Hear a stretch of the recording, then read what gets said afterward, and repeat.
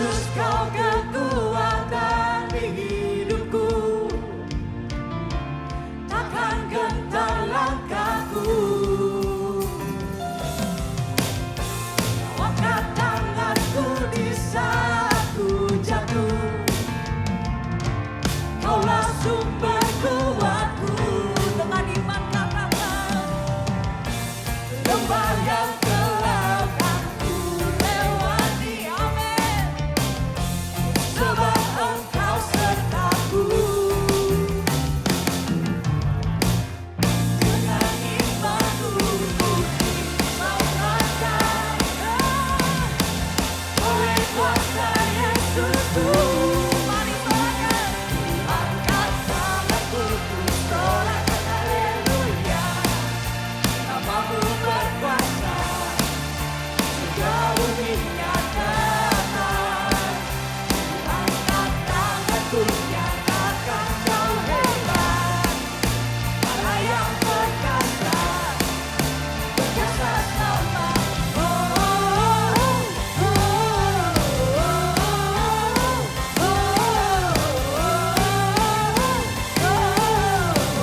Mari sama-sama katakan, Dia perkasa, berkuasa, Allahku yang bertata. Dia perkasa, berkuasa, Allahku yang bertata. Ku sorakan haleluya. Dia perkasa, berkuasa, Allahku yang bertata. Dia berperang, nanti kita berikan kemenangan. Ku sorakan haleluya. Ku sorakan haleluya.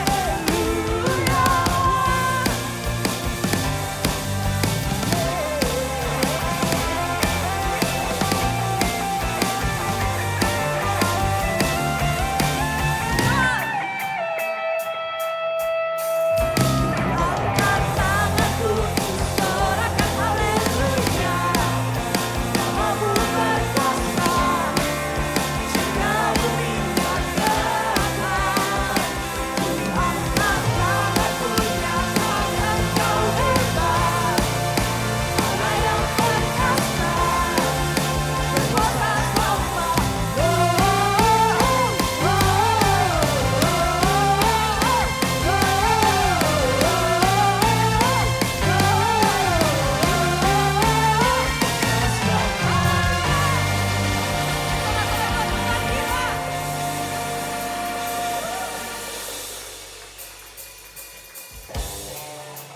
Sebab Dia Tuhan yang memberikan kemenangan buat kita. Ada amin.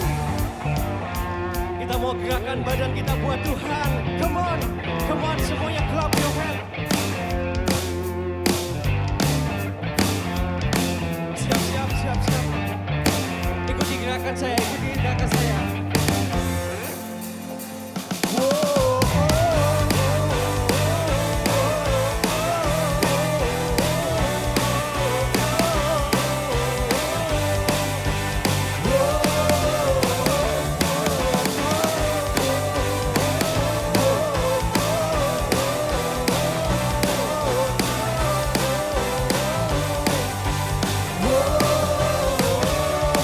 Besar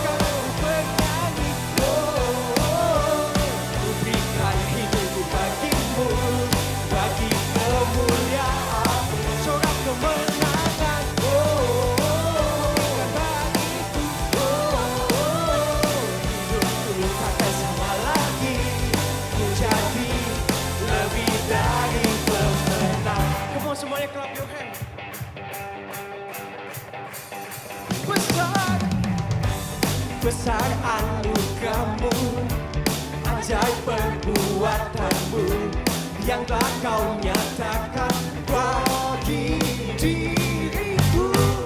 Ku kagum akanmu, akan kebaikanmu.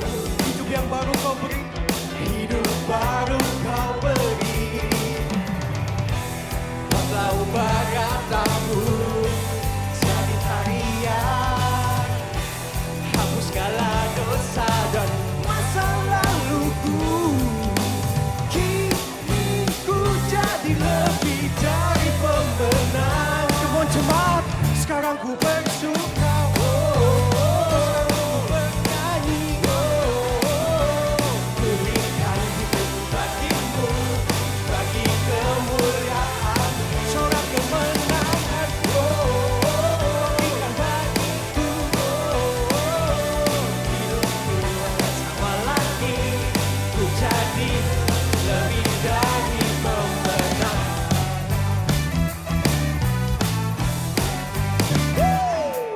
Come on.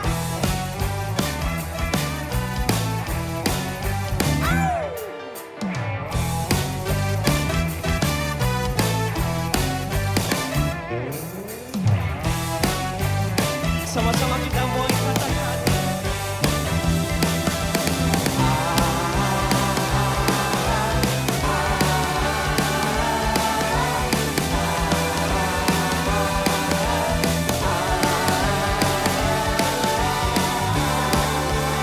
Sekarang ku bersuka, sekarang ku bernyanyi. Ku berikan hidupku bagimu, bagi kemuliaanmu, sorak kemenangan. Kau berikan bagiku. Hidupku ku jadi semuanya. Sekarang ku bersuka, sekarang ku bernyanyi. Bagimu, bagi kemuliaan, sorak kemenangan. Kau berikan bagiku. Hidupku takkan sama lagi. Ku jadi lebih dari pemenang.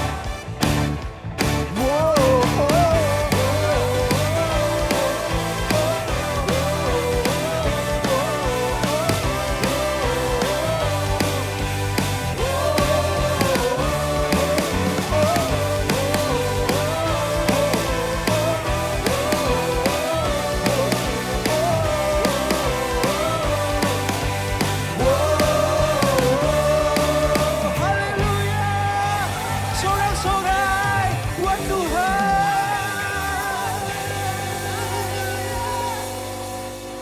Sebab anugerah-Mu cukup bagi kami Tuhan. Berkat-Mu melimpah atas kehidupan kami.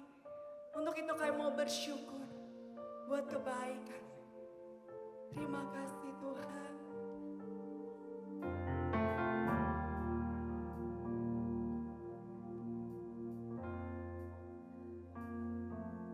Penyertaan-Mu Tuhan,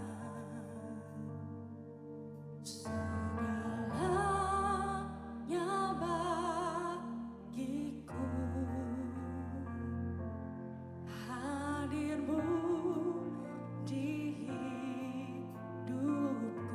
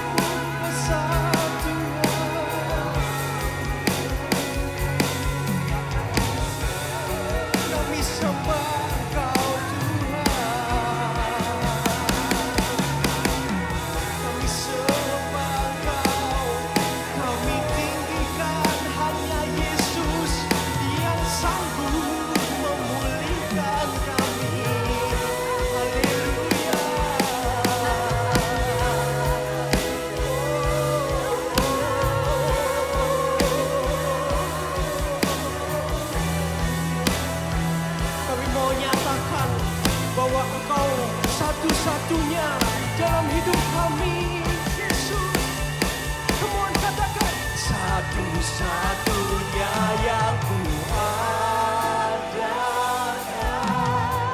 satu-satunya yang ku percaya. Engkau Tuhan, sumber pengharapan, sumber kedamaian. Satu-satunya yang ku andalkan, satu-satunya yang ku percaya.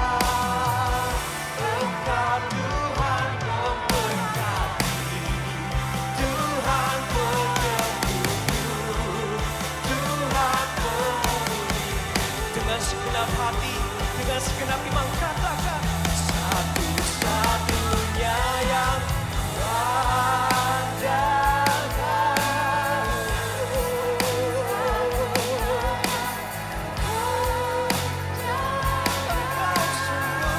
Engkau sumber kekuatan, sumber pengharapan, sumber kedamaian kami Tuhan. Hanya satu-satunya yang ku andalkan, satu-satunya yang ku percaya. Engkau Tuhan memberkati, Tuhan penyembuh, Tuhan pemulih. Katakan satu-satunya yang ku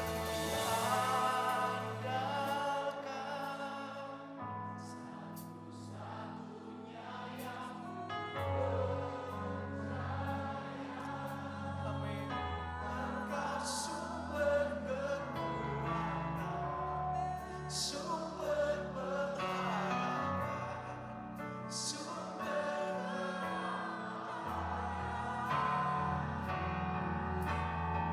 satu-satunya yang andalkan, satu-satunya yang ku percaya. Engkau Tuhan memberkati, Tuhan penyembuhku, Tuhan pemulihku. Engkau Tuhan, Engkau Tuhan memberkati, Tuhan penyembuhku, Tuhan pemulihku.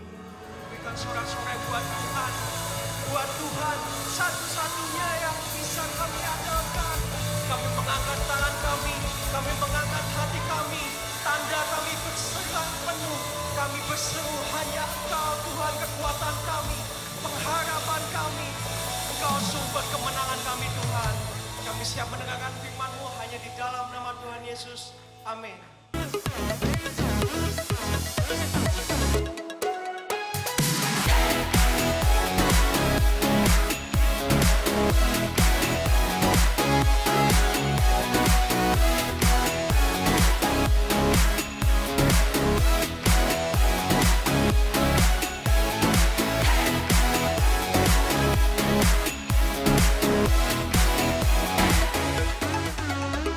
Halo, Shalom, MDC Jakarta, Satelit Serpong, berikan tepuk tangan buat Tuhan kita. Sebelum saya melanjutkan khotbah, maukah kita ambil waktu sebentar untuk kita sama-sama bangkit berdiri, kita berdoa buat kondisi bangsa kita. Yuk.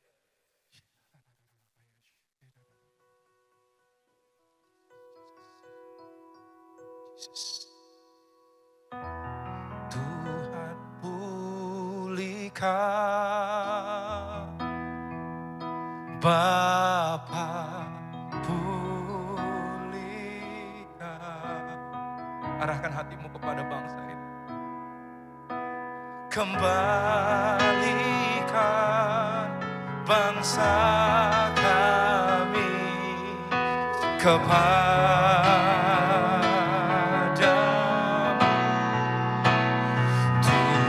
Tuhan pulihkan, ampunilah bangsa kami. Dan pulihkan Tuhan, dan pulihkan kembali negeri kami. Sekali lagi katakan, Tuhan pulih. Kami mengangkat tangan kami kepada Allah yang berdaulat.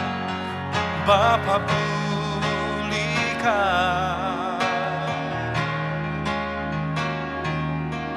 kembalikan bangsa kami kepadamu.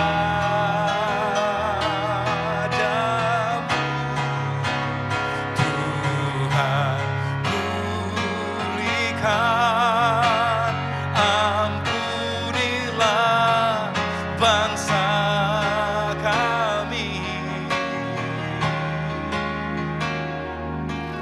Dan pulihkan kembali negeri.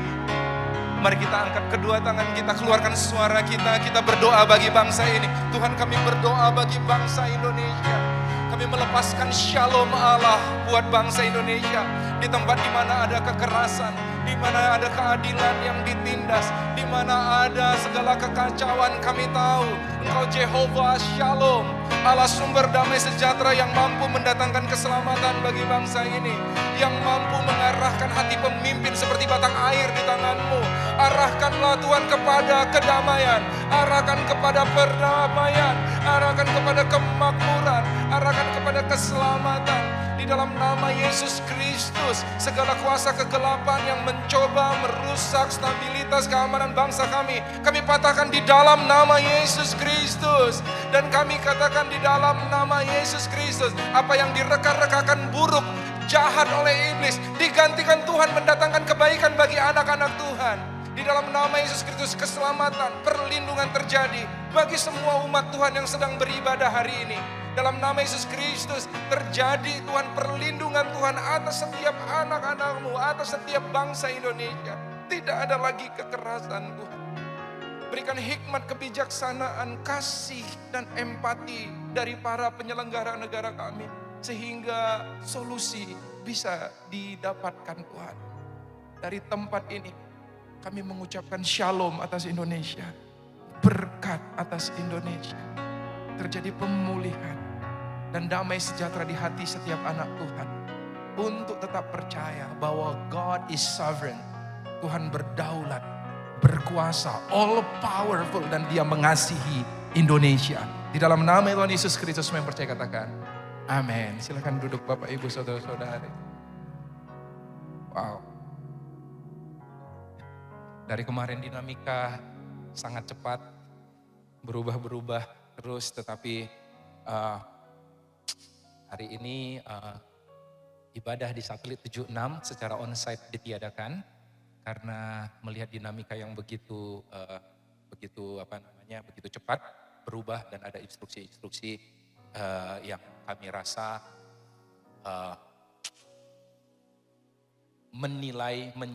mensinyalir bahwa ini ya cukup menegangkan. Jadi kita mengambil tindakan yang preventif untuk tidak mengadakan ibadah secara onsite. Jadi mungkin saudara akan melihat rekan-rekan dari satelit 76 ada di sini. Boleh lihat kiri kanannya para pengungsi-pengungsi, refugee itu. Saudara, ucapkan selamat kepada mereka, selamat datang di Casa Gracia.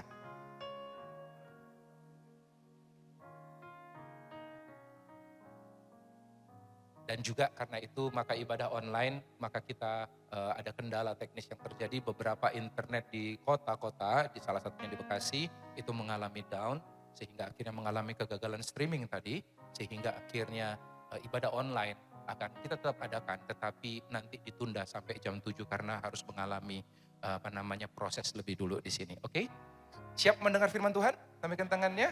Oke? Berikan tepuk tangan buat Tuhan kita. Tuhan baik, amin. Kita akan melanjutkan bagian yang kelima dari Meaningful Life on the Road. Bagaimana mengaplikasikan hidup yang bermakna di dalam aspek-aspek kehidupan sehari-hari. Hidup ini nggak mungkin tentang rohnya doang, amin saudara. Tetapi banyak aspek. Next, maka kalau kita lihat ada 5 F yang telah kita bahas selama sebulan ini, yaitu apa saudara? Yang harus kita buat bermakna, yaitu F yang pertama apa? Faith. Yang kedua, family. Yang ketiga, friendship. Yang keempat, fitness. Yang kelima, finance. Ini adalah 5 aspek yang harus kita buat bermakna. Karena salah satunya enggak, saudara, itu bisa mempengaruhi yang lain. Contoh, iman saudara kuat banget, doa 8 jam sehari. Wow, udah kayak karyawan Indonesia tuh. Oke? Ibadahnya begitu kuat, tetapi familinya berantakan. Ada nggak yang begitu? Ada. Berantakan. Karena dia dapatin keluarganya di gereja, terus pelayanan, terus. Tetapi akhirnya keluarganya berantakan. Ada yang keluarganya baik, tetapi kesehatannya terganggu, fitnessnya. Ada nggak saudara? Ada, banyak sekali. Ada yang sehat, kuat, tetapi rohaninya loyo, saudara. Begitu ada sesuatu berita yang nggak enak, hilang harapan dan yang lain sebagainya. Ada yang finance-nya bagus, tetapi apa saudara nggak punya teman, dimusuhi semua orang. Habis dia kaya karena makan teman, katanya gitu saudara. So hati-hati, ini semua adalah berkesinambungan. Dan kita percaya bahwa hidup yang bermakna harus terjadi di setiap aspek ini. Yang setuju katakan amin? Amin. Nah kita akan bahas bagian yang kelima sekarang, yaitu finance, yaitu keuangan. Ini mungkin tidak sekrusial mungkin yang lain, tetapi ini sangat-sangat penting. Karena banyaklah orang yang hidupnya berantakan karena hal ini. Oke, masalah finance ini. Dan katanya ada orang-orang Gen Z yang bilang, hidup kok gini banget ya. Semuanya rata-rata manusia di dunia salah jurusan. Kuliahnya teknik, tapi kok ujiannya ekonomi semua. Siapa yang kuliahnya teknik? Tapi ujiannya ujian apa hidupnya? Ujian ekonomi terus gitu ya saudara. So ini salah jurusan nih, banyak orang salah jurusan saudara. So kita mau belajar sama-sama untuk bagaimana bisa mengalami namanya financial freedom. Next. Nah kalau financial freedom ini adalah istilah yang didengungkan banyak orang. Kemerdekaan keuangan yang diajarkan oleh dunia beda dengan yang Alkitab. Financial freedom atau kemerdekaan keuangan dunia adalah pada saat kamu bebas untuk melakukan apa saja dengan kehidupanmu tanpa ada batasan masalah keuangan. Kan gitu ya saudara ya? Nggak perlu kerja lagi. Lalu apa lagi saudara? Passive income. Saudara gitu ya? Kira-kira gambaran dunia tentang merdeka, financial freedom. Lalu mau ngapa-ngapain aja oke, gitu ya. Mau liburan 3 kali sebulan no problem. Nggak terhalang masalah keuangan. Amin saudara. Itu namanya kemerdekaan keuangan. Bebas. Tidak terikat lagi dengan masalah keuangan. Tetapi Alkitab agak berbeda. Tahukah saudara bahwa ada yang berkata seperti berikut. Bahwa kemerdekaan di luar Tuhan akan selalu memimpin kepada perbudakan. Saya ulangi. Setiap kemerdekaan yang di luar Tuhan pasti akan memimpin kepada apa saudara? Perbudakan. Engkau bebas sebebas-bebasnya, tunggu sampai engkau jadi addicted kepada apa yang bebas engkau lakukan itu. Tanpa batas itu. Hati-hati. Aku mau merdeka bebas makan saudara. Tinggal tunggu engkau akan terikat dengan namanya gluttony saudara, kerakusan yang akhirnya membawa ke begitu banyak masalah dalam hidupmu. Dan yang lain sebagainya. Oke, jadi apa pengertian kemerdekaan keuangan? Kita baca sama-sama saudara. Karena ini semi-semi pengajaran lah kita ya. Kemerdekaan keuangan, apa itu kemerdekaan keuangan? Coba kita baca sama-sama, 1, 2, 3. Kemerdekaan keuangan yang Alkitabiah adalah apa? Keadaan hati dan pola hidup. Di mana kita tidak diperbudak uang, melainkan bebas untuk taat kepada Allah karena mengakui Allah sebagai pemilik dan kita pengelolanya. Yuk kita bedah satu-satu. Dikatakan apa? Bahwa kemerdekaan keuangan itu meliputi dua aspek. Sikap hati dan pola hidup. Hatinya dan juga pola hidupnya, kebiasaannya, gaya hidupnya. Amin saudara? Yang kedua dikatakan di mana kita tidak diperbudak uang. Apa artinya diperbudak uang? Uang yang mengontrol segala keputusan kita, itu artinya diperbudak. Tidak diperbudak uang artinya keputusan kita tidak dipengaruhi ada tidaknya uang. Yuk ibadah dong, nggak ada duit. Ini belum merdeka nih keuangannya nih. Aku pengen memberi, tapi nggak ada duit. Belum merdeka menurut saya. Amin saudara ya. Ada beberapa hal. Aku pengen melayani Tuhan. Tetapi aku butuh apa namanya? Kejar duit dulu. Beberapa orang datang waktu saya mimpin anak muda. Beberapa orang bilang, Kak Tommy, ini yang punya idealis-idealis itu ya anak muda yang saya pimpin. Dia bilang, Kak Tommy nanti tunggu. Aku mau kerja dulu gila-gilaan. Nanti habis usia tertentu aku passive income. Baru aku full time tanpa digaji. Keren ya niatnya ya. Beberapa orang ngomong gitu. Sampai sekarang gak kaya-kaya dia. Sampai sekarang gak full time dia. Makanya genaplah firman Tuhan yang berkata jangan bermegah akan hari esok. Karena kau gak tahu apa yang akan terjadi di hari esok. Amin saudara. Nah mari kita lihat lagu selanjutnya. Melainkan bebas merdeka untuk taat. Jadi Tuhan bilang apa? Yuk. Tuhan mau ngomong apa? Gas. Kenapa? Karena gak terikat lagi keuangan. Yang ngerti katakan amin saudara? Ya. Karena mengakui Allah sebagai pemilik keuangan kita. Dan kita perannya sebagai pengelola. Jadi kemerdekaan keuangan diawali dua bagian ini. Allah pemilik dan kita pengelola. Sama-sama katakan dengan saya, Allah pemilik dan kita pengelola. Oke. Nah Alkitab menuliskan begitu banyak ayat tentang uang dan kepemilikan serta harta milik. Saudara tahu bahwa ada 500 ayat tentang doa. 500 ayat tentang doa loh saudara. Ada 1000 ayat tentang iman. Tapi saudara tahu berapa banyak ayat tentang uang dan harta kepemilikan? 2350 ayat. Semuanya tentang uang, harta, penggunaannya. Lalu Yesus dari 38 perumpamaan yang diajarkan Yesus punya 38 perumpamaan waktu mengajar. 16 diantaranya adalah tentang keuangan dan hubungannya dan bagaimana menanganinya. So ini penting banget. Kalau nggak penting nggak mungkin Tuhan address begitu banyak tentang hal tersebut. Amin saudara. Kenapa?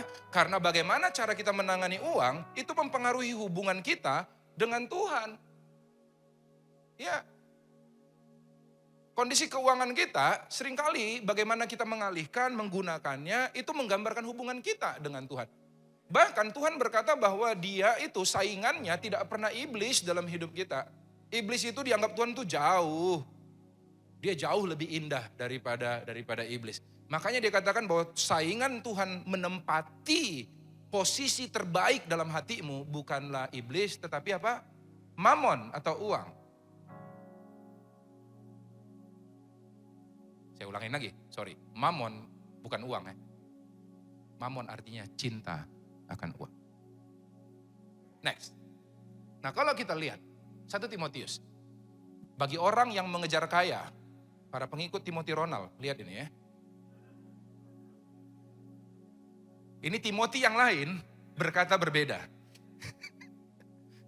Timothy yang lain lagi ngomong berbeda ini. Kita baca 1 Timotius 6 ayat 9 sampai 10. 1, 2, 3. Tetapi mereka yang ingin kaya terjatuh dalam pencobaan. Dengar baik-baik.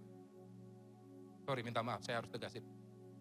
Alkitab tidak mengajarkan kita untuk mengejar kekayaan.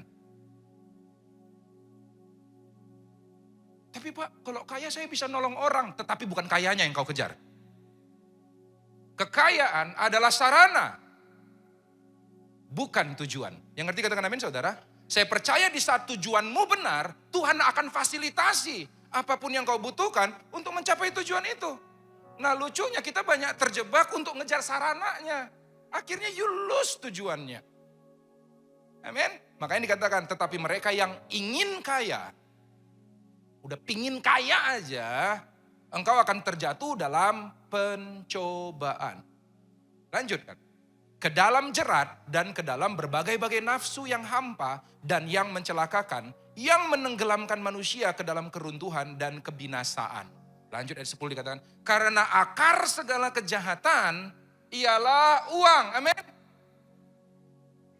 Bukan, kalau akar kejahatan uang, saya kasih nomor rekening di bawah ini. Saudara transfer biar saya amankan. Saya punya penjara keuangan.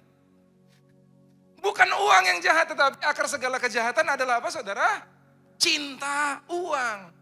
Sebab oleh memburu uanglah beberapa orang telah menyimpang dari iman dan menyiksa dirinya dengan berbagai-bagai duka. Saudara lihat gak?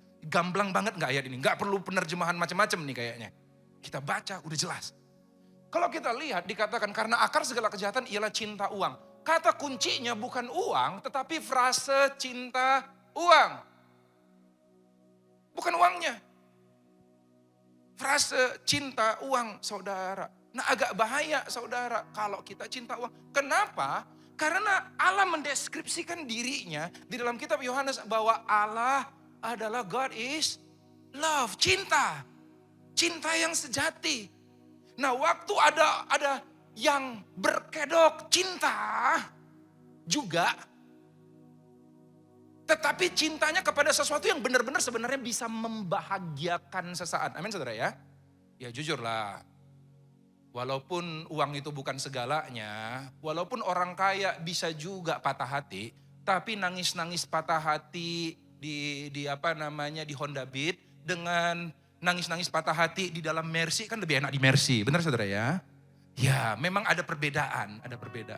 Walaupun bukan uang segala, ya tapi walaupun dia memberikan. Tetapi cinta yang ini bersaing dengan cinta yang sejati. Saudara ngerti maksud saya? Makanya saingan Tuhan dalam hidup kita bukanlah uangnya, tetapi cintanya kita yang beralih dari Tuhan kepada apa saudara?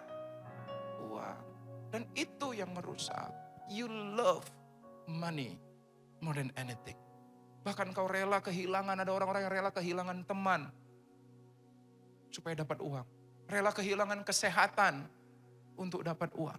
Rela kehilangan iman bahkan untuk mendapatkan uang yang lebih. Hati-hati. Nah hari ini coba kita lihat sama-sama saudara. Next, sehingga dikatakan, Islam ayat 24 dikatakan, tak seorang pun dapat mengabdi kepada dua tuan. Karena jika demikian ia akan membenci seseorang dan akan mengasihi yang lain.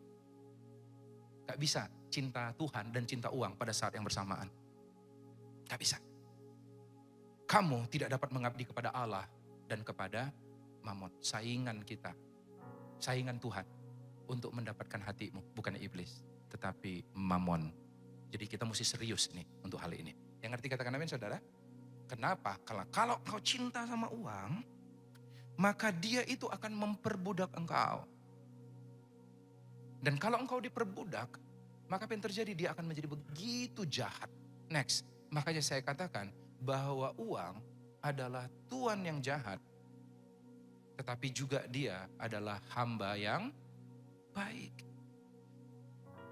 Jadi uangnya netral, sama kayak pisau.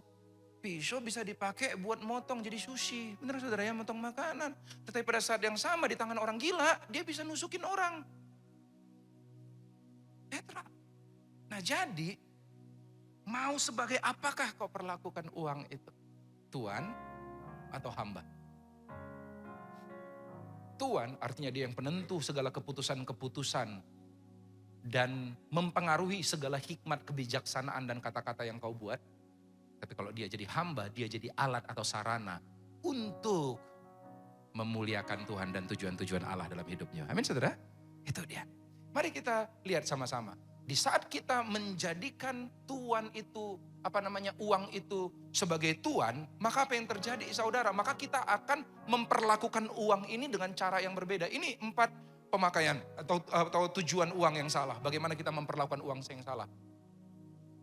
Jadi orang yang memperlakukan uang itu sebagai tuan, ciri-cirinya ialah dia percaya bahwa uang yang dia punya tujuannya untuk membeli apapun yang kita inginkan.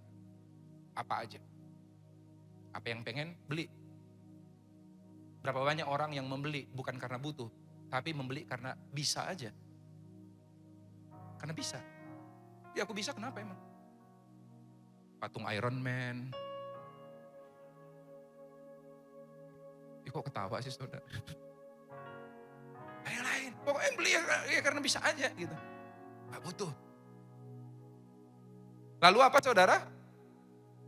Tujuan uang yang salah yang kedua adalah untuk mengukur kesuksesan atas orang lain. Makanya kita suka baca Forbes, majalah Forbes. Benar ya saudara ya? Urutan siapa orang paling kaya di dunia sekarang? Siapa orang paling kaya di Indonesia sekarang? Kita urutan. Saudara, hati-hati loh. Kita mengukur kesuksesan itu dari uang. Loh, kalau ngomong-ngomong itu orang Jemaat Serpong nggak boleh gitu lagi ngomong ya. Begitu ngeliat orang kaya dikit, udah sukses ya dia sekarang. Cepet kali ngomong sukses. Ukurannya cuma duit banyak doang. Cuman rumah gede doang. Jangan cepet-cepet banget ngomong sukses. Karena arti sukses dalam kekristenan adalah berhasil mencapai tujuan Tuhan dalam hidupmu. Yesus waktu di atas kayu salib, dia telanjang hanya selembar kain mungkin. Bahkan kalau sejarahnya katanya bahkan telanjang sama sekali saudara. Dia dipaku di atas, sahabat-sahabatnya hilang dan yang lain sebagainya saudara. Tetapi di akhir kalimatnya, di akhir sebelum dia mati, dia bilang apa saudara? It is finished. Terjemahan lainnya adalah lunas. Terjemahan lain juga orang terjemahkan sukses. Selesai. Dia telah menyelesaikan semua kehendak Allah. So sukses gak ada hubungannya sama yang kayak gitu. Amin saudara, kita gak boleh ikut-ikutan sama orang dunia. Kemudian tujuan uang yang salah adalah untuk mendapatkan rasa aman. Yesus suatu kali tegur orang yang seperti itu dan bilang, hai engkau orang yang kaya, yang berkata di dalammu, padamu ada banyak harta. Aku katakan kepadamu, hari ini nyawamu kuambil. Kemanakah seluruh hartamu itu katanya? Ayo, udah numpuk semuanya. Ternyata yang menikmati bukan kita. Hati-hati. Untuk mendapatkan rasa aman. Rasa aman sejati gak didapat dari harta. Yang kemudian yang keempat, untuk mendapatkan kebebasan. Biar aku bebas ngapain, mau kawin lagi juga boleh. Bebas, orang kaya mah bebas. Sering dengar kalimat-kalimat gitu ya. Orang kaya mah bebas. Lu masih minum es cekek aja udah sombong. Es cekek kayak minuman tukang itu. Dia dong. Aduh. Bersin aja sup. Ngapusnya pakai kertas jeruk. Sombong ya gitu. Hati-hati, oke? Nah ini tujuan uang yang salah. Oke, next. Sehingga akhirnya tujuan uang yang salah akan memimpin kepada perbudakan keuangan. Nah, next.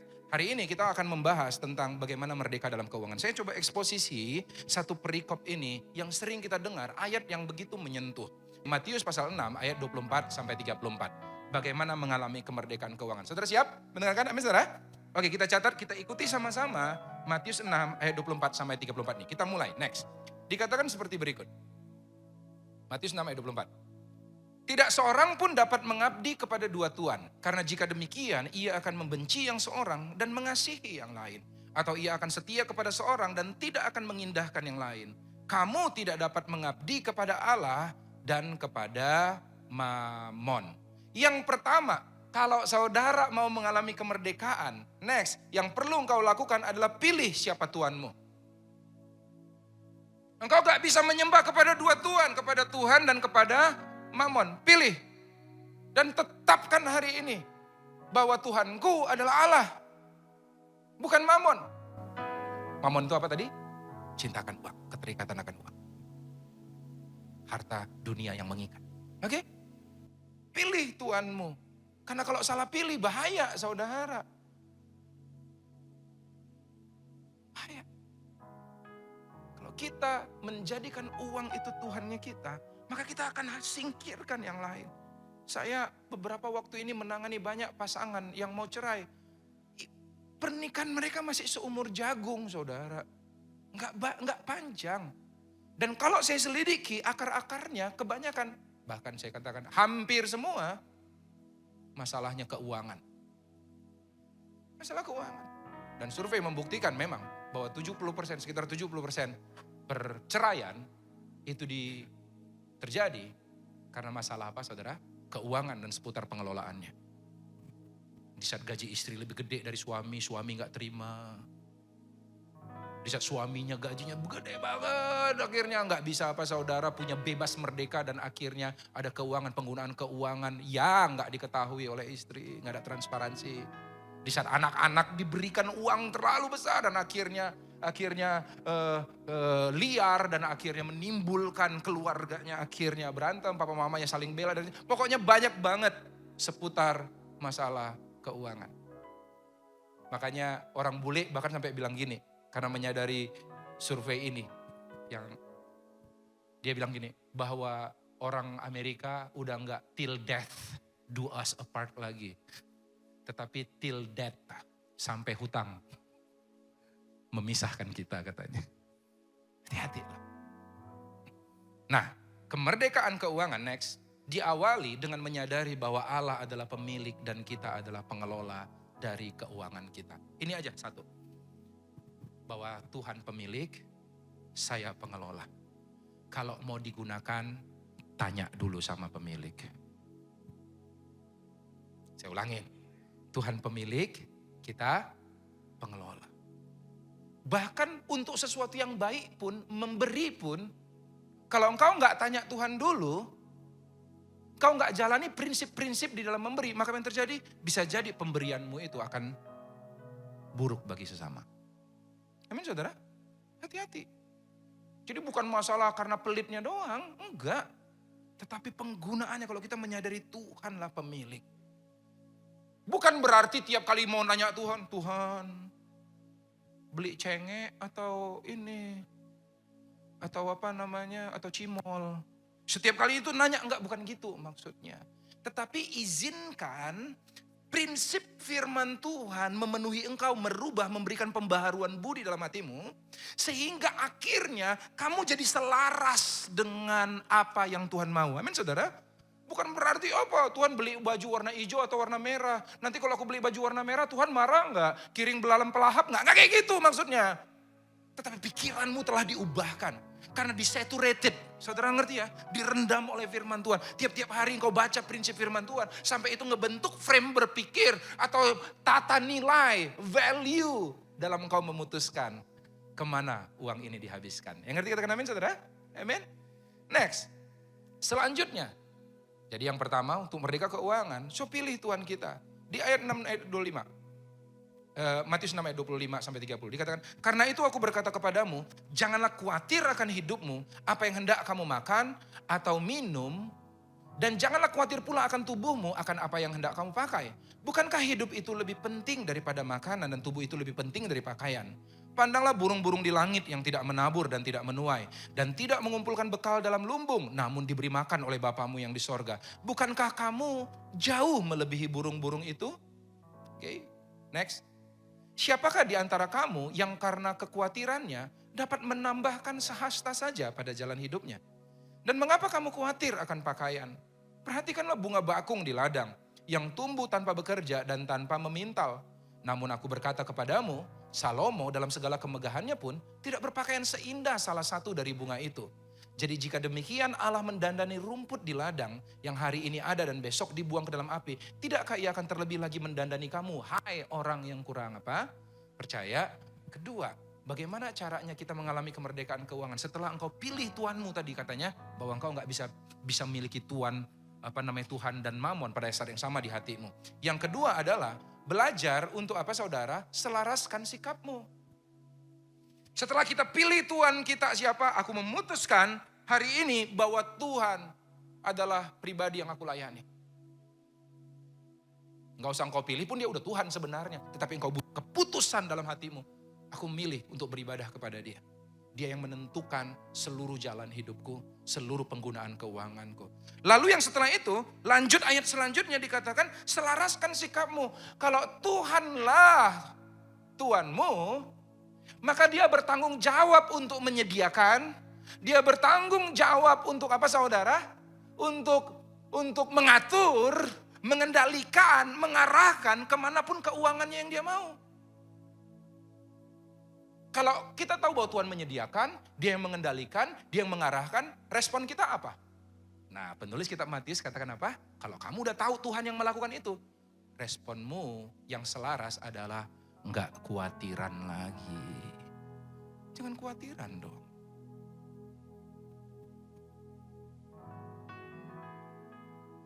Ini proses seumur hidup, gak gampang. John Wesley, seorang pembicara, seorang penginjil yang luar biasa. Tapi dia belajar banget tentang ketuhanan Yesus Kristus. Suatu kali ada orang datang berlari-lari kepada dia dan katakan, John Wesley, rumahmu kebakaran, katanya. Rumahmu kebakaran. Lalu dia katakan apa? John Wesley dengan tenang ngomong sama orang itu. Dia katakan, no, bukan rumahku yang kebakaran. Rumah Tuhan yang kebakaran. Sekarang aku bersyukur karena berkurang satu lagi untuk yang dikhawatirkan. Berkurang satu alasan untuk khawatir lagi. Amin, saudara. Gak gampang. Ini proses di mana kita belajar untuk berkata bahwa semua milikku ini punya Tuhan. Ayub di dalam semua keberhasilannya. Begitu dalam satu malam semua hartanya habis. Anak-anaknya mati. Keluarganya, istrinya meninggalkan. Jadi harta dunia habis. Harta yang paling berharga versi keluarga cemara. Yaitu keluarga saudara. Habis juga. Tahu gak dia ngomong apa? Dengan telanjang aku datang ke bumi. Dengan telanjang pula aku akan kembali kepada Bapa. Tuhan yang memberi. Tuhan yang mengambil. Lalu dia katakan apa? Terpujilah Tuhan. Itu sikap hati yang namanya diselaraskan kepada pengertian bahwa dia adalah Tuhan. Amin, saudara. Next. Because worry does not empty tomorrow of its sorrow. It empties today of its strength. Kekhawatiran tidak mengosongkan kesedihan hari esok. Ia justru menguras kekuatan hari ini. Tidak ada orang yang katanya, tadi kita baca ya, dengan khawatir, masalahnya tiba-tiba selesai. Nggak bisa, tidak ada seorang pun karena khawatir menambah sehasta aja jalan hidupnya. Justru nambahin beban, amin saudara? Justru nambahin beban. Why worry? Tuhan sayang padamu. Amin saudara, Tuhan sayang. Kemarin saya juga sampai tengah malam, padat banget sepanjang hari. Sampai hampir tengah malam juga masih mengkonseling orang. Saya katakan hal ini, saudara. Dan katakan kenapa khawatir? Gak percaya kalau kamu anak Tuhan. Walaupun kita sepertinya out of control keadaan di luar sana sini. Benar ya saudara ya? Di luar kendali kita. Tapi percaya gak sih kita anak Tuhan? Anak saya, kalau tanya anak saya, dia gak begitu pusing. Apakah nanti siang bisa makan atau enggak? Benar gak saudara? Dia tahu aja bapaknya pasti kasih makan. Kalau kita terlalu berpikir terlalu jauh, bawaannya overthinking. Tetapi bukan berarti nggak planning, saudara. Planning next. Wajib planning. Planning is stewardship. But worry itu different, saudara. Worrying is unbelief. Kekhawatiran itu bentuk ketidakpercayaan. Planning bukanlah bentuk ketidakpercayaan. Planning adalah apa, saudara? Itu adalah bentuk pengelolaan baik. Stewardship. Aku mau rencanakan. Sekarang sisa duitnya sampai akhir bulan segini. Bagaimana caranya supaya cukup sampai akhir bulan. Saudara nggak mau saya? Dengan demikian kita mengelola yang baik. Tetapi tetap beri ruang untuk mujizat Tuhan bekerja di dalam area keuangan kita. Dan tahu nggak? Lihat, pandang semua. Sebagian besar cerita terbaik yang kalian miliki pengalaman dengan Tuhan. Pasti sebagian besar adalah masalah keuangan. Benar nggak? Ya karena memang di area itu Tuhan pengen menunjukkan providensianya, saudara. Bahwa dia mencukupkan. Pasti hampir semua cerita-cerita terbaikmu, cari aja. Adalah bagaimana seputar Tuhan menolong kau di tengah-tengah kesusahanmu masalah keuangan. Amin. Next. Jadi kita harus beda sebagai steward yang baik, sebagai pengelola yang baik. Kan dia pemilik, saya manajer nih, pengelola. Maka saya harus pilih-pilih apa prioritas kita. Yang pertama, apakah itu kewajiban? Yang kedua, apakah itu yang namanya kebutuhan? Apa aja kebutuhan? Yang ketiga, apa yang namanya keinginan? Dan yang keempat, apa yang namanya nafsu? Yang saya bisa jamin sebagai hamba Tuhan Ku akan mencukupkan kebutuhanmu menurut kekayaan dan kemuliaannya. Amin saudara. Dengan kekayaan dan kelimpahannya, dia akan mencukupi pasti kewajiban dan kebutuhanmu. Kewajiban apa Pak? Ya bayar kewajibanmu. Petrus harus bayar pajak dengan cara yang ajaib. Tuhan buat Petrus mendapatkan koin dari mulut ikan sekalipun. Nanti sering-sering ke pasar ikan, coba lihat. Cari itu koin, siapa tahu dapat dirham di sana. Tetapi gitu caranya Tuhan. Tuhan mencukupkan engkau supaya bisa bayar kewajiban. Karena Tuhan gak mau kamu kehilangan terangmu di tengah masyarakat. Amin saudara. Lakukan kewajiban. Bayar kewajibanmu. Kemudian kebutuhan itu supaya kita bisa hidup sehari-hari. Apa itu kebutuhan? Tadi yang kita baca, yaitu apa yang kau makan, apa yang kau minum, apa yang kau pakai. Amin saudara. Tuhan pasti, udah tenang aja. Nah, bagian yang ketiga nih, keinginan. Saya mau katakan, apakah Tuhan tidak akan mengabulkan keinginan kita? Enggak juga. Tuhan ingin memberikan kamu apa yang diinginkan hatimu. Tetapi jangan ngotot maksa Tuhan mengikuti keinginanmu. Karena keinginan kita seringkali tercemar. Dalam kitab 1 Yohanes dikatakan keinginan dunia ini tercemar menjadi tiga bagian. Yaitu apa? Keinginan daging, keinginan mata, dan keangkuhan hidup. Dan dunia dengan keinginannya ini, 1 Yohanes pasal 2, sedang lenyap. Jadi Tuhan, kalau dia anggap keinginanmu akan buat engkau lenyap, terhilang, dia gak akan berikan. Yang ngerti katakan amin? Tetapi kewajiban dan kebutuhan saya jamin. Siapa yang percaya? Tuhan akan pasti akan cukupkan. Lambaikan tangannya saudara. Amin. Kita berikan tepuk tangan buat Tuhan kita. Pasti. Selama kau gak macam-macam dengan pengelolaanmu. Tuhan pasti jawab. Tuhan pasti penuhi. Tapi keinginan, hati-hati. Ini hati-hati. Tetapi once in a while, saya sering dapati bahwa Tuhan mencukupkan segala keinginan. Kalau nafsu, ini gak usah tanya lagi. Ini eliminate. Tiadakan nafsumu. Coba cek apa aja nafsu-nafsu dalam hatimu. Sesuatu yang membuat engkau terikat. Hilangkan. Dan jangan coba-coba minta Tuhan untuk memuaskan nafsumu. Amin saudara? Ya ini dia. Ini sebagai pengelola yang baik kita harus tahu nih bagaimana milah ini. Nah, tetapi izinkan saya untuk cerita saudara. Sana satu cerita yang lucu. Ya udah pernah cerita gak ya? Tentang keinginan saudara. Tentang keinginan bagaimana dia bapak yang baik. Rindu banget memenuhi sukacita anaknya. Dia bapak yang sangat baik. Suatu kali waktu pandemi. Pandemi.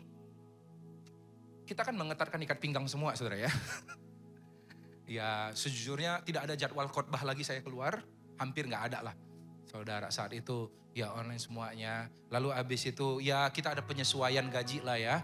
Supaya bisa tetap pelayanan tetap berjalan. Dan juga bisa juga kita juga sibuk fokus sama jemaat saat itu. Ada porek peduli sesama jemaat yang masih jalan sampai sekarang. Amin saudara ya. Pada saat itu juga ada katalog untuk bisa saling jual. Dan waktu pandemi saya mendapati jemaat itu semua mulai muncul talentanya, bakatnya. Jadi open PO semua saudara, benar ya? Masak inilah, masak itulah, open, saling menolong lah sama jemaat. Masih ingat gak masa-masa itu ya? Itu awal-awal Serpong berdiri. Lalu apa yang terjadi saat itu? Ya udah kita bertahan hidup lah, ngelewatin masa sulit. Yang penting hidup. Satu kali anak saya Shishon datang sama saya dan bilang, Dedi beli mainan dong. Bagaimana perasaan seorang bapak kalau anaknya minta mainan saudara? Itu masuk mana nih? Keinginan. Minta mainan dong. Lalu saya mikir kayaknya nggak bener deh minta mainan di hari-hari kayak gini. Nggak pantas. Dia lagi suka mainan jet saat itu. Ya udahlah saya bilang sama dia. Tapi saya nggak matiin semangatnya. Sean, kita ada kebutuhan lain.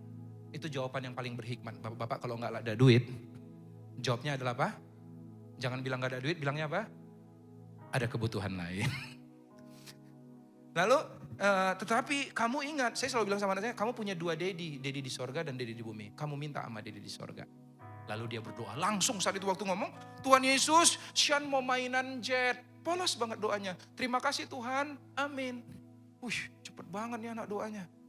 Lalu abis itu saya yang mikir jadinya. Saya mau coba bantu Tuhan. untuk menjawab doanya. Benar saudara ya?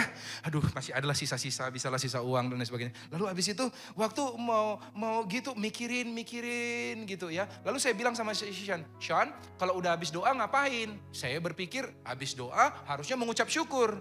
Tetapi dia enggak, dia langsung tindakan iman. Saudara, ini bikin saya surprise. Kalau habis doa katanya cek Shopee.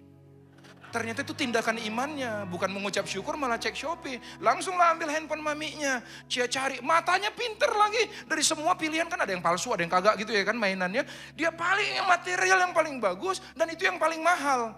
Dia pilih dan sebagai hamba Tuhan yang beriman, kita masukin keranjang. Masuklah keranjang Shopee. Lalu habis itu begitu selesai dan tahu apa yang terjadi saudara? Dia berdoa lagi, Tuhan terima kasih. Sean percaya bahwa mainannya telah Tuhan kasih. Amin. Begitu selesai saya kepikiran, terus kepikiran. Tiba-tiba tring. Sambil berdoa Tuhan jawab doa nih anak. Tiba-tiba ada WhatsApp. WhatsAppnya begini, panjang WhatsAppnya. Salah seorang tante bilang gini, Tommy, ini ada sedikit berkat buat kamu. Panjang sih. Saya langsung gak ngapain saudara.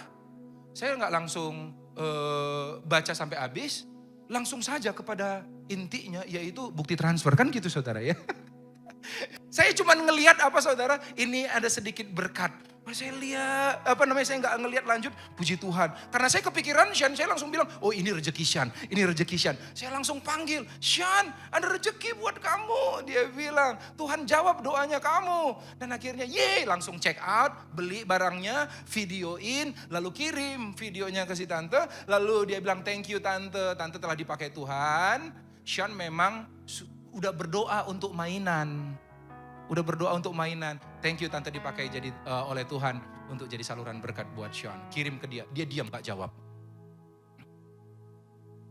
Besoknya harinya ya seperti biasa kami mulai.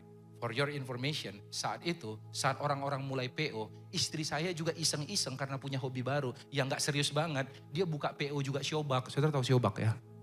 Daging babi itu saudara. Ternyata itu kedengaran sama si tante ternyata. Jadi waktu besok-besoknya saya buka WhatsApp, saya baca lagi WhatsAppnya yang panjang. Tulisannya ternyata begini saudara. Tommy, ini ada sedikit berkat buat kamu, tolong beliin daging babi. Kamu bikin siobak. Walaupun memang setelah itu dia katakan apa? Abis itu kamu jual, nanti duitnya buat kamu. Gak usah kirim dagingnya ke tante gitu ya, untuk kamu. Tetapi kan ini malpraktek, benar gak saudara ya? Ini penyalahgunaan keuangan ini. Tadinya harusnya beli daging, saya beliin apa? Saya udah gak enak.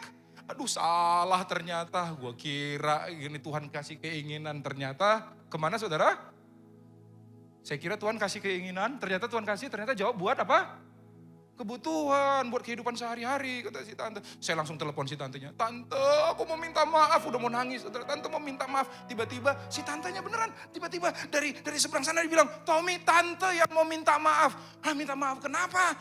Tante, dia bilang, sebenarnya kemarin itu Tuhan jelas banget ngomong sama tante. Bahwa kirim buat Tommy jumlah segini untuk beli mainan Sean. Tapi tante gak taat, tante kira musim pandemi ini gak pantas beli mainan. Yang pantas adalah kebutuhan sehari-hari, bener gak saudara? Jadi tante bilang, yaudah tante kepikiran baiknya apa? Yaudah beli daging babi aja. Tetapi dasar kamu ya susah main-main sama hamba Tuhan katanya. Tante udah suruh beli daging, kamu bilang terima kasih mainan. Minta maaf ya Tommy. Aduh di situ saya nangis saudara. Menyadari bahwa dia Bapa yang baik. Yang peduli, the desires of your heart, cita-citamu, keinginanmu, kerinduanmu. Apa alasan untuk gak percaya lagi pada dia? Yang ngerti katakan amin saudara? Ini tahu ya. Next, yang terakhir. Bu Melan maafkan sedikit 1 menit. Yang terakhir, dikatakan sebab itu janganlah kamu khawatir dan berkata apakah yang akan kami makan, apa yang akan kami minum, apa yang akan kami pakai. Semua itu dicari bangsa-bangsa yang tidak mengenal Allah. Jadi yang bangsa tidak mengenal Allah cari apa yang mereka makan, minum, dan pakai. Berarti orang yang mengenal Allah seharusnya tidak mencari atau mengejar hal itu. Amin. Akan tetapi Bapamu yang di sorga tahu bahwa kamu memerlukan semuanya itu.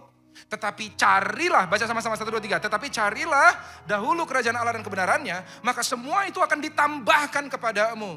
Sebab itu janganlah kamu khawatir akan hari besok, karena hari besok akan mempunyai kesusahannya sendiri. Kesusahan sehari cukuplah untuk sehari. Bagian yang ketiga, saudara.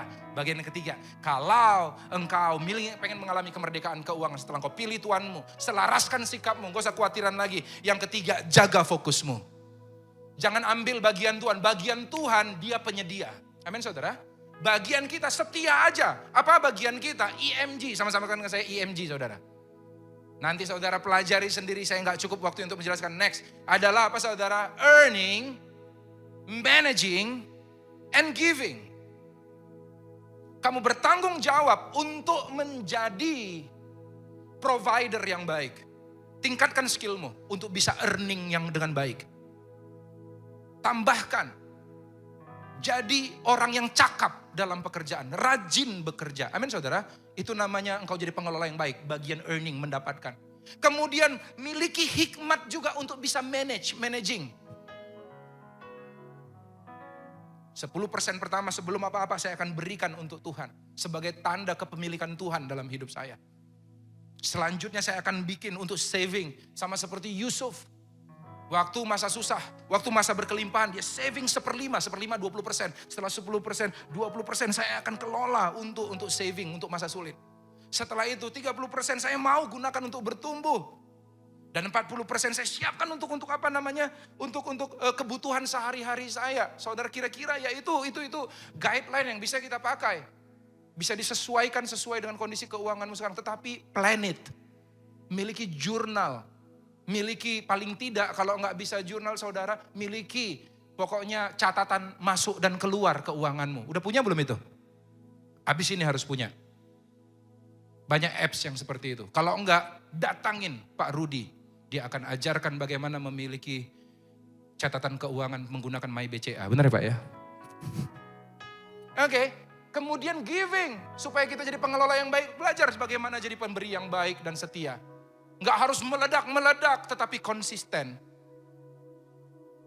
Jangan memberi itu, jangan kalau pakai tergerak. Memberi itu benar-benar pakai perencanaan. Kalau kita misalnya memberi kepada misionaris, kalau tergerak baru engkau sumbang. Hei, mereka itu makan, nggak pakai tergerak. Tergerak untuk makan, baru makan. Nggak bisa. Yuk, come on. Amin saudara? Next. Dan yang terakhir. Kemerdekaan keuangan. Sama-sama katakan pilih Tuhanmu. Selaraskan sikapmu. Jaga fokusmu. Kamu pengelola. Bukan Tuhan. Fokus dengan dengan tanggung jawabmu sebagai pengelola. Earning, managing, and giving. Sama-sama kita bangkit berdiri. Ya.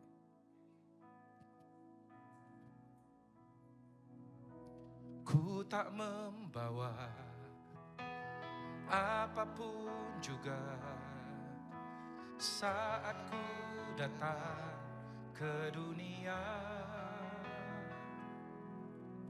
Ku tinggal semua pada akhirnya.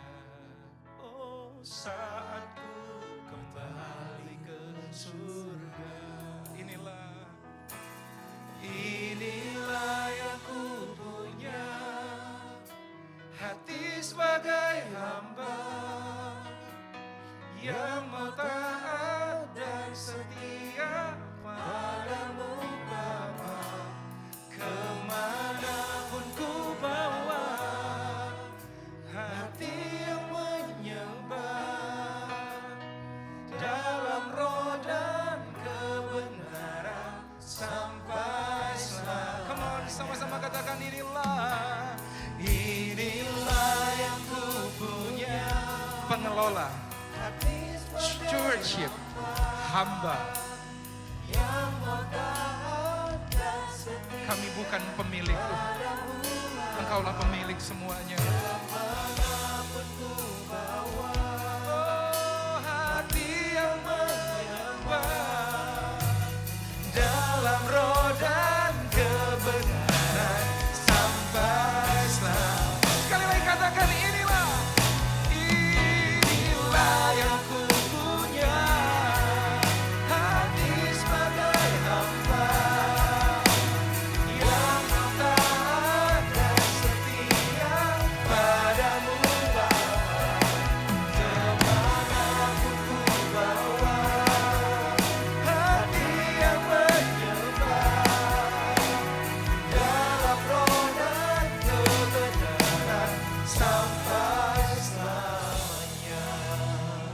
Saya mau berdoa buat terobosan keuangan dalam kehidupan kita semua.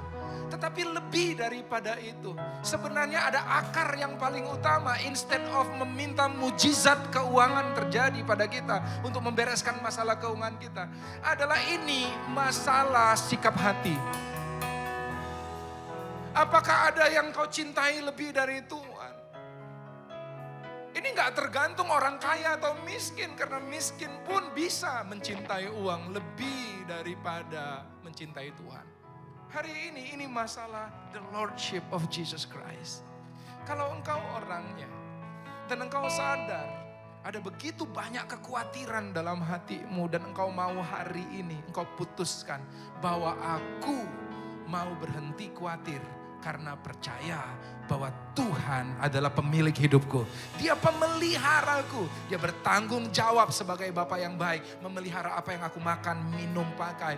Dia memberikan aku apa yang diinginkan hatiku pada saat aku bergembira di dalam kekudusannya. Kalau engkau rindu mulai sekarang mendedikasikan ulang hidupmu, letakkan tangan kananmu di dadamu. Hari ini aku berdoa bersiap tangan yang diletakkan di dada mereka, Tuhan.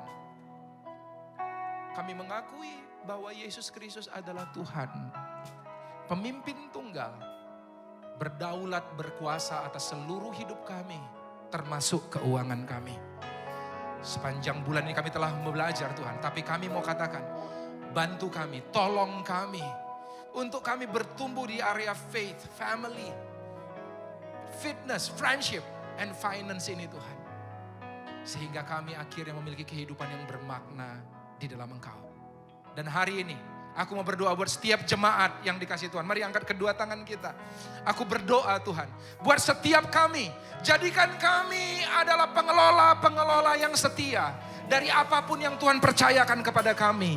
Dan di dalam nama Tuhan Yesus Kristus, mulai dari hari ini terjadi terobosan-terobosan keuangan. Terjadi mujizat-mujizat yang membawa kami keluar dari masalah keuangan dan memberi kami hikmat dan kuasa bahkan kekuatan untuk mengelola keuangan kami sesuai dengan prinsip firman Tuhan. Kami terima kuasa Tuhan yang besar, mencukupkan, memelihara, memulihkan keadaan kami. Di dalam nama Yesus Kristus yang percaya katakan, amin. Tuhan Yesus berkati, silakan duduk.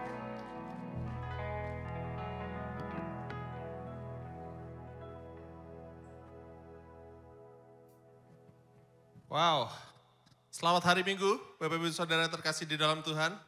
Berapa banyak yang diberkati Tuhan pagi hari ini?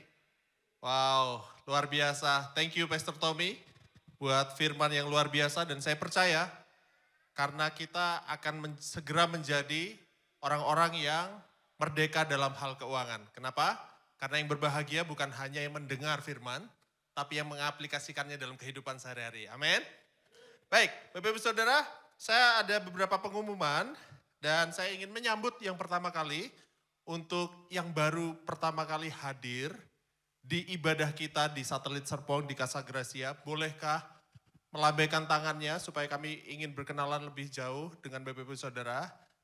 Selamat datang untuk ada satu orang di depan. Ada lagi, ada di belakang. Selamat datang, Anda bukan orang asing, ada dua orang di belakang. Selamat datang, Anda bukan orang asing di tempat ini. Kalau tidak keberatan, boleh nanti setelah ibadah tunggu sebentar.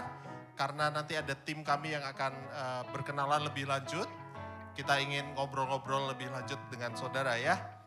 Baik, berikutnya ada pengumuman penting bahwa kelas DK dan HB, kelas pemuritan, akan dimulai hari ini di ruangan 103 dan 104 di lantai 1, lantai bawah, buat Bapak Ibu Saudara yang belum sempat daftar, yang pingin, yang rindu untuk bisa belajar lebih lanjut, mendapatkan dasar-dasar kekristenan yang lebih lanjut, boleh bisa segera masih dibuka untuk mendaftar di belakang, di meja sekretariat, atau bisa menghubungi Ibu Agustin, Kepala Sekolah Pemuritan di Serpong ya.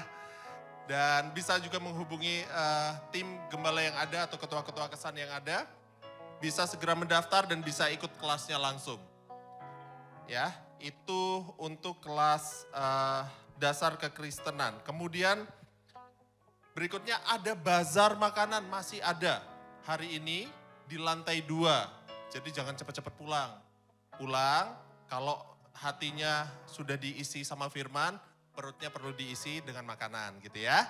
Jadi boleh meluncur ke lantai 2, ditambah lagi kita ada pengumuman berkat yang luar biasa dari teman-teman Jakarta.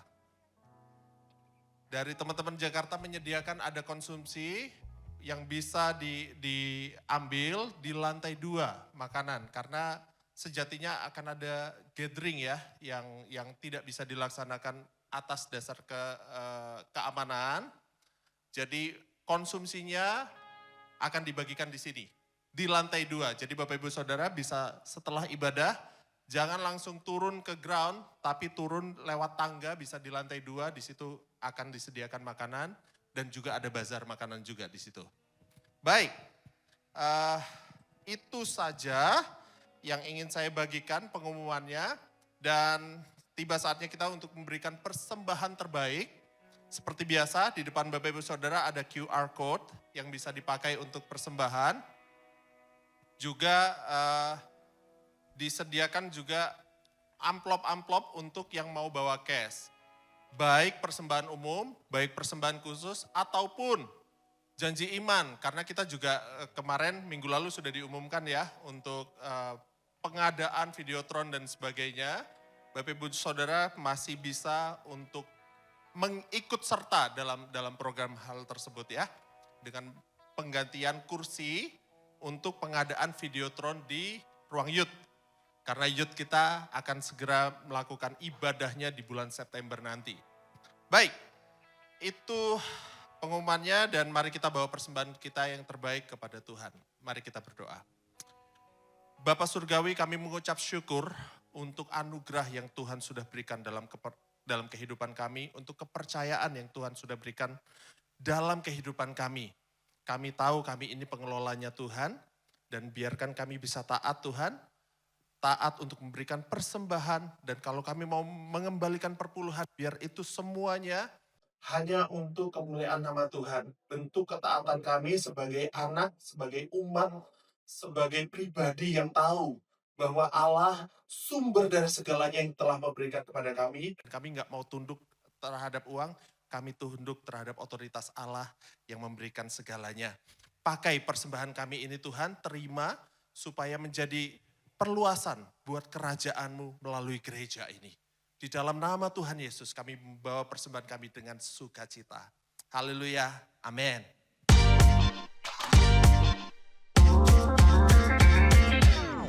What's up Jemaat MBC Jakarta? It's me Joan, selamat datang di ibadah Minggu MBC Jakarta. Seru banget ya, tadi kita sudah memuji dan mendengarkan firman Tuhan bareng-bareng. Sebelum ibadah selesai, yuk dengerin sama-sama informasi kegiatan gereja kita dalam minggu mendatang. Bulan September nanti, gereja kita mengadakan baptisan air. Untuk satelit Serpong, diadakan hari Sabtu 6 September, satelit Wisma 76 hari Sabtu 13 September, dan satelit Bekasi hari Minggu 14 September. Hubungi konter sekretariat untuk informasi dan pendaftaran ya. Bagi jemaat yang ingin melakukan sakramen penyerahan anak, segera hubungi konter sekretariat masing-masing ya. Penyerahan anak satelit Bekasi tanggal 7 September, satelit Serpong tanggal 14 September, dan satelit Wisma 76 tanggal 28 September. Shiners Satelit Wisma 76 ikutan olahraga Pound Fit yuk. Acaranya diadakan hari Sabtu 6 September dari jam setengah 10 pagi sampai jam setengah 12 siang di MBC Hall. Biaya pendaftaran hanya dikenakan 50.000 saja. Shiners sudah bisa latihan bersama instruktur, dapat grab sticks, dapat makan siang, dan dapat goodie bag loh. Yuk daftar ke Tante Yulia atau Tante Sinsin yang nomornya tertera di layar. Oh iya, peserta mohon membawa matras dan mengenakan pakaian olahraga ya. Dan anak-anak dari usia 12 tahun juga boleh ikutan kok. Bagi om dan tante, kakak-kakak pendoa, kelas pendoa onsite akan diadakan Sabtu 13 September 2025 jam 9 pagi sampai jam 1 siang di ruang Starship Wisma 76 lantai 25. Dr. Julius dan Ibu Debbie Surjadi akan jadi pembicara membawakan tema The Burning Heart.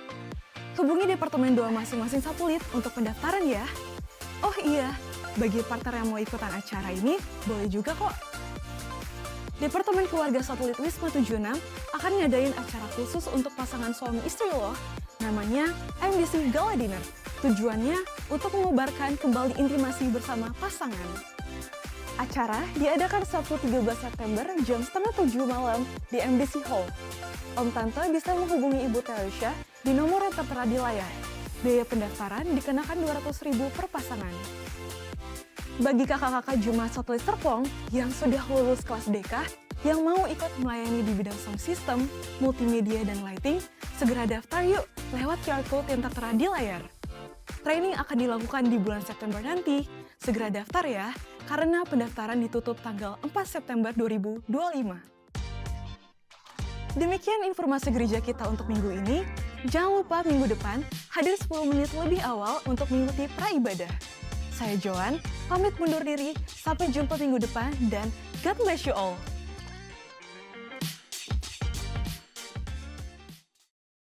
Mari kita akhiri ibadah kita angkat kedua tangan kita minta berkat Tuhan, kita nyanyikan pujian ini. Aku punya Tuhan yang besar. Aku punya Tuhan yang besar, yang telah berjanji dan sanggup menggenapi imanku bersepakat percaya. Ku terima. Amin. Kemenangannya. Sekali lagi katakan, aku punya Tuhan yang besar. Aku punya Tuhan yang besar, yang telah berjanji dan sanggup menggenapi imanku. Mari kita bersepakat bersama-sama. Percaya pada terima sekarang.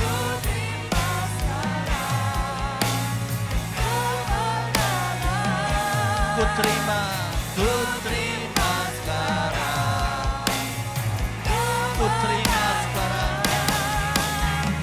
Ku terima sekarang. Kemenangan dan haleluya. Mari tepuk tangan yang meriah buat Tuhan. Mari kita angkat kedua tangan kita, jemaat yang dikasih Tuhan. Diberkatilah engkau di dalam keluargamu, katakan amin. Dicukupkanlah segala yang kau butuhkan, katakan amin. Diberkatilah pekerjaanmu, katakan amin. Diberkatilah usahamu dan apa yang kau buat, Tuhan yang membuat engkau berhasil karena Dia adalah pemilik kehidupanmu. Pulanglah dan terimalah berkat dari Allah Bapa di dalam kasih sayang anaknya Tuhan Yesus Kristus dan persekutuan dan Roh Kudus yang mengasihi engkau, yang mengampuni engkau dan memberkati engkau. Terimalah semua berkat itu dengan tangan yang terbuka lebar dan percayalah Tuhan menyertai engkau. Di dalam nama Tuhan Yesus. Semua yang percaya katakan amin.